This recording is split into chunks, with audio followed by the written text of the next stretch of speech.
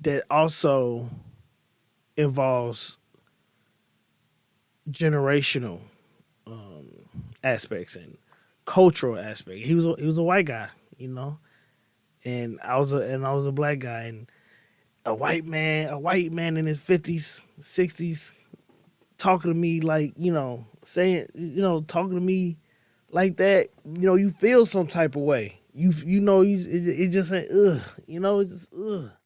I've been wishing on dreams instead of problem. Genie, come through. I need you about that bottle. Facing highs, ducking lows, on my toes, never on my pivot. I know I'm tripping, the way I'm living is something missing, but I can't get it. I've been wishing on dreams instead of problem. Genie, come through. I need you about that bottle, that bottle. Nigga, ain't nothing changed but the range. Nowadays, just to cope, I need a Yo, what's up? This is your boy Rudy. This is 30 Black and Nerdy. Welcome back, episode 7. Let's get it. So I wanted to talk about communication and like the kind of like some of the natural barriers that we have with communication. I feel like one of the main things that get in the way of communication is emotions and like let me cut this down again because like I said last time, I ain't trying to get copyrighted. YouTube will get you. Team A. Okay, I could no disrespect. I could skip that first one. But yeah. So like communication and like the barriers to being able to articulate a message. Um when I think about different type of communication styles, I think about people that, and now these not like from the book, but like this more like life,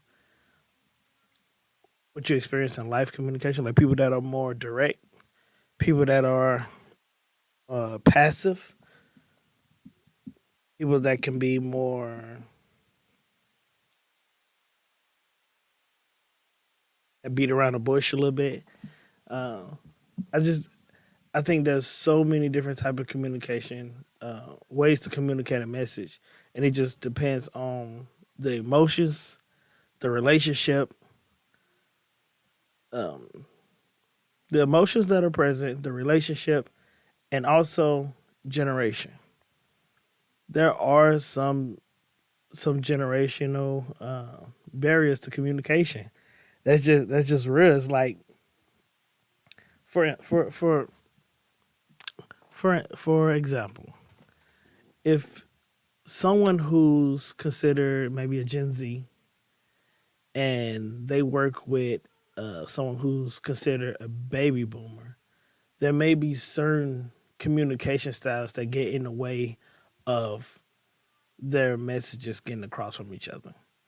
To the Gen Z, it may come across like the baby boomer is being parental, or like they're being, um, like they're trying to take this superior role, you know. And to the baby boomer, it may come across that the Gen Z is being disrespectful, or that are they not being considerate, or um, they're not thinking about um, all of the different variables um, in that conversation, or in that the reason that they're communicating.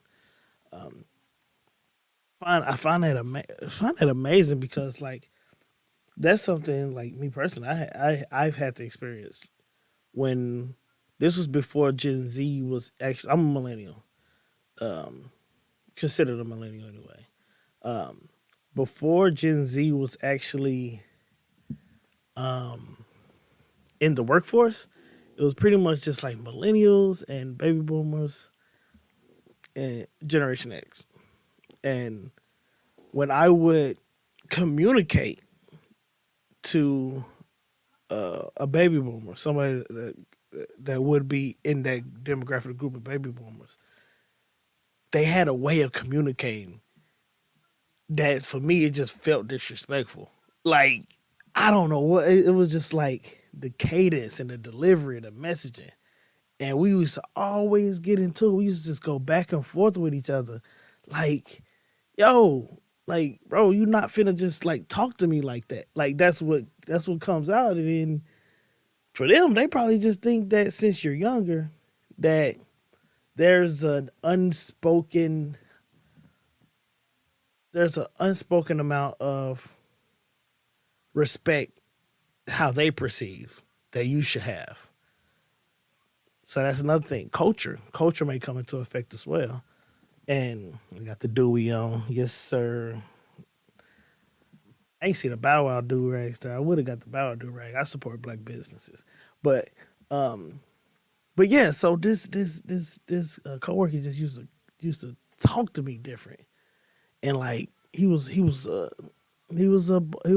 baby boomer, but and when he speak to me, it used to make me feel some type of way, right? It used to make me feel like invalidated. Um, I used to get like I used to notice how my conversations, because my conversation didn't really get emotional with most people. My conversations are usually like very straight to the point, usually, but with him, it used to get like kind of emotional because not too emotional, but like I definitely would. You definitely could tell that um, anger has risen, right? It'll be more so like, hey, don't talk to me like that type of emotion. You can tell that undertone emotion is anger when I say it, and it be times where he'll be just looking like confused, like I disrespected him, and in his world maybe I did, but in my world you don't talk to people like that. You don't talk to people as if you're people that you're working with anyway, as if you're their parent. If you're if you guys work together, your peers or coworkers, even if you're like a team lead, you don't you don't communicate with people disrespectfully. Um, that was my that's my belief. That was my belief, and that still is my belief. And that's when I realized like there are different styles of communication and different ways to communicate a message um, that's that also involves generational um, aspects and cultural aspect. He was a white guy, you know, and I was a black guy, and a white man in his 50s, 60s, talking to me like saying talking to me like that, you feel some type of way. It just ain't it's just and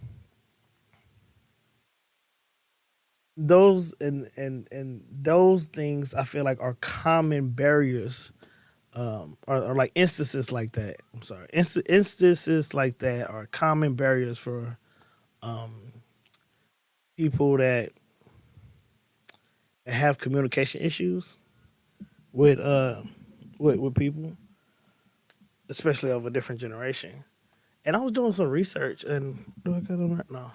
I was doing some research, and different generations are they just they messaging style is different also, but how they receive like emails and things of that nature.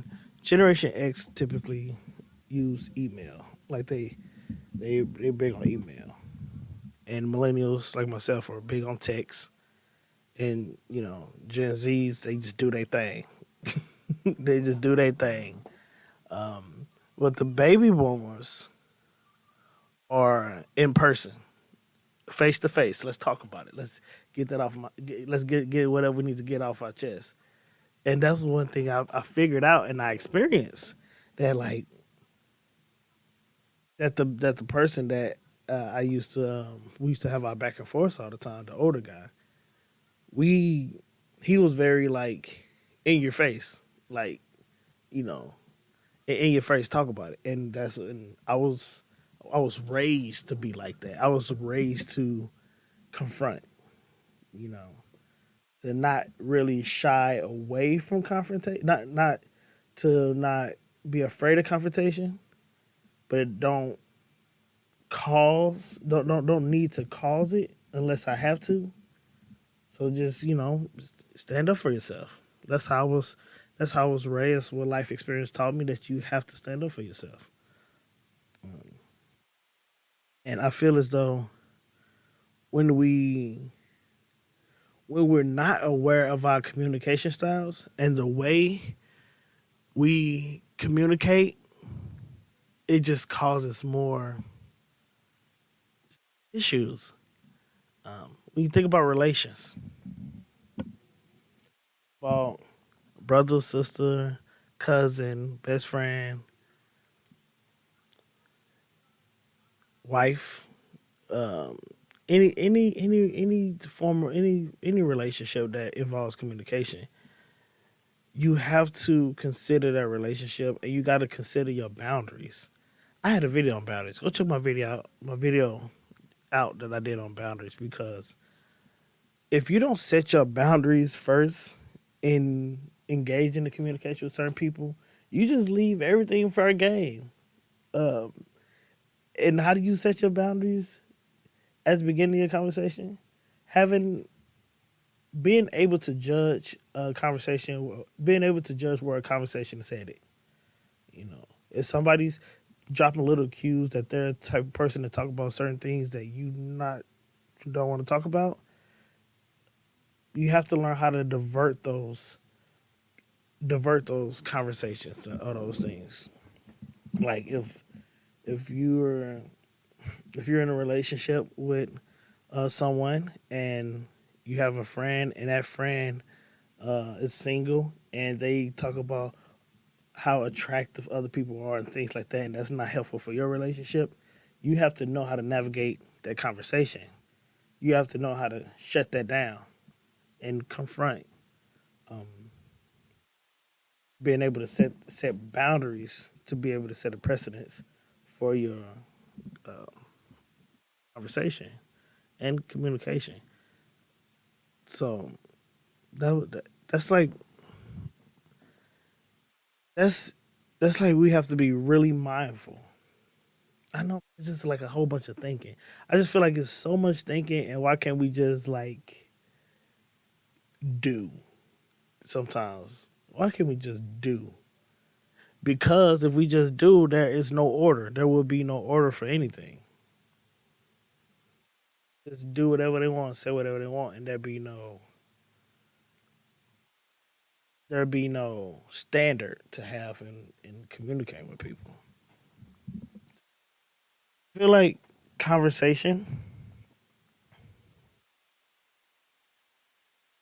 A lot of times when I've been watching My Hero, and I've been just kind of like picking from My Hero, and it's a good series. I've been getting ready for the season 6 that's about to drop, and I think about All Might's like 50 years old, so I guess he would be considered like a baby boomer, Gen X, and then Deku is like Gen Z or maybe younger than Gen Z, honestly. But the way he communicates with Deku and everybody, it's very slow and patient and understanding and kind. But it is an animated fictional series, but the characters are written very receptive, most of them. But then I like how they write, because they wrote for Bakugo, and he's not receptive. He is receptive, but he comes across not not being receptive, which I think is like super dope. Like at first I didn't really care for how they wrote him, because I was like, he's just so mean. But the thing is, I to see his character development is gonna be dope. I feel like. And so back to All Might's communication style. That is an idea communication style. Very, it's direct, but it's calming. It's it's like being direct with peace. Being being directly peaceful. I guess I don't know, but that is that's what I think when I'm hearing like this hood will not stay on halfway or over. If I do this, that's I feel. I just got my hair did. I got my braids in. And like y'all know, nerdy black and nerdy yo.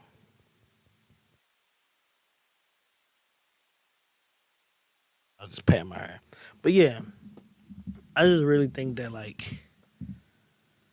I just really think communication is it's extremely important and also extremely hard.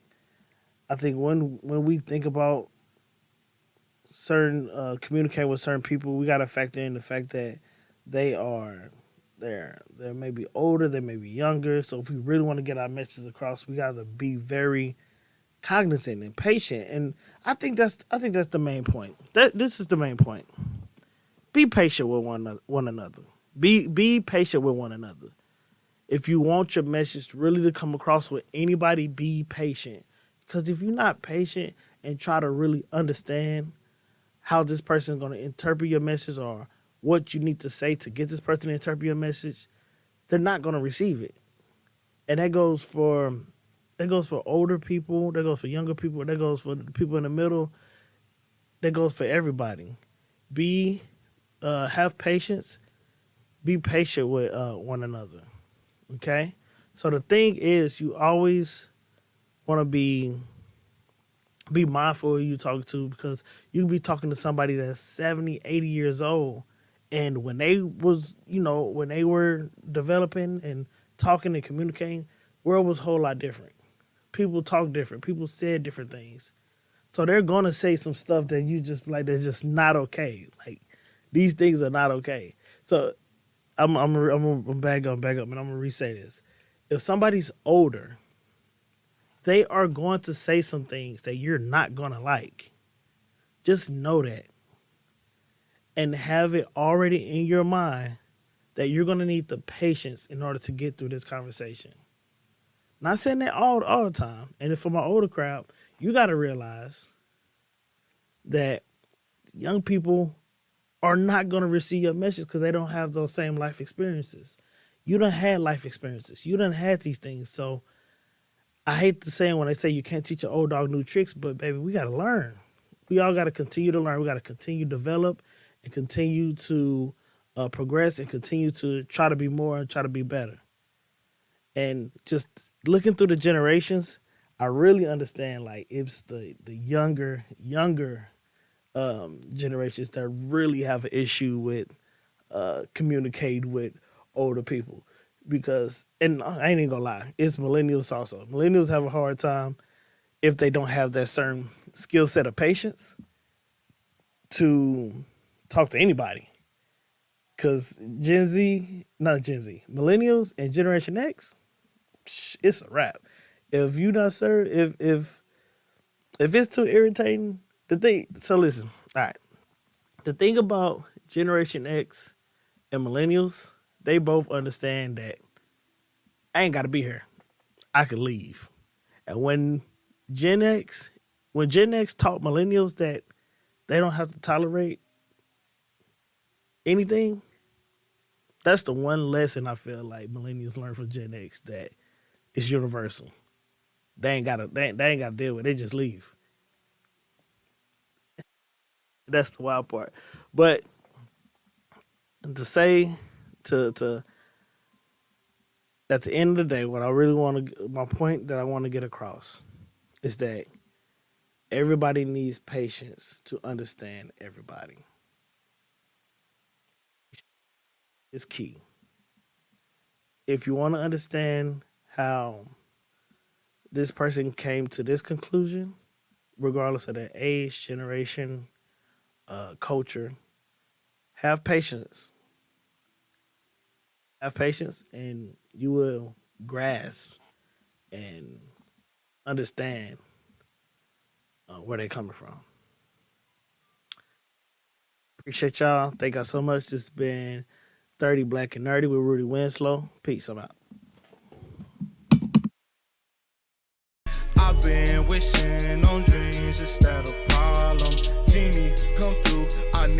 up out that bottle. Facing highs, ducking lows, on my toes, never on my pivot. I know I'm tripping, the way I'm living is something missing, but I can't get it. I've been wishing on dreams instead of problem. Genie, come through, I need you up out that bottle, that bottle. Nigga, ain't nothing changed but the range. Nowadays, it's a cope, I need a